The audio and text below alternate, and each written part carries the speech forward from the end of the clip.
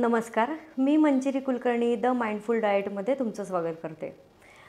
आता आपण 3-4 व्हिडिओज जे आपले बघितले त्यामध्ये डाएट इन डायबिटीज झालं आहे, डाएट इन PCOD झालं आहे। तर याच्यामध्ये 1-2 टर्म्स मी सातत्याने वापरत आहे, ते म्हणजे इन्सुलिन रेजिस्टन्स, इन्सुलिन सेन्सिटिव्हिटी आणि ग्लायसेमिक इंडेक्स।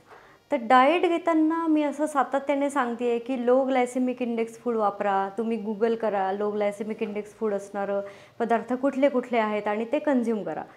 पण एक्झॅक्टली ग्लायसेमिक इंडेक्स म्हणजे काय? तर ग्लायसेमिक इंडेक्स म्हणजे जेव्हा कुठलाही पदार्थ तुम्ही तोंडामध्ये टाकता त्यावेळेस आपलं शरीर कुठल्याही अन्नाला फ्युएल म्हणजे पेट्रोल म्हणून ट्रीट करतं, म्हणजे एनर्जी बनवण्यासाठी असणारं फ्युएल म्हणून आपलं शरीर त्या पदार्थाला ट्रीट करत असतं।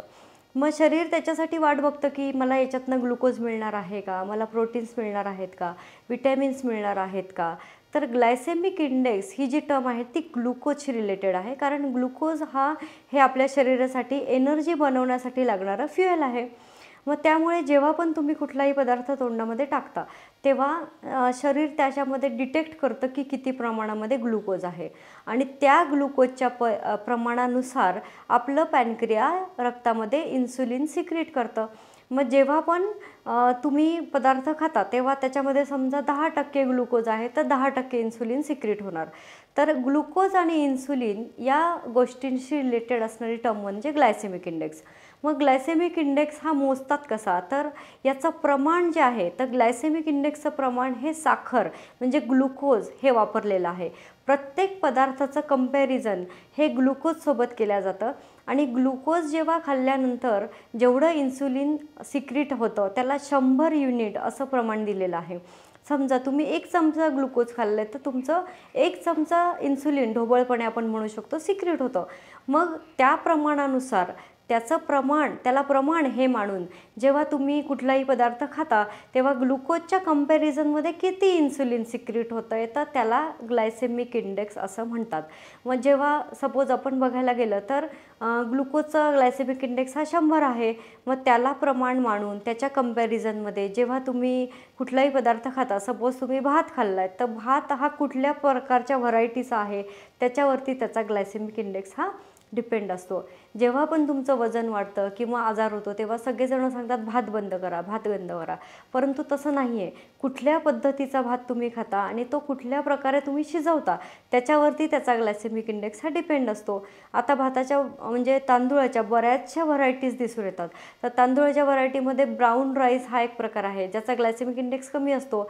तर त्यामध्ये जरी तुम्हाला डायबिटीस असेल, इन्सुलिन रिलेटेड डिसऑर्डर असतील तरीसुद्धा तुम्ही ब्राऊन राईस हा निश्चितच कंझ्युम करू शकता।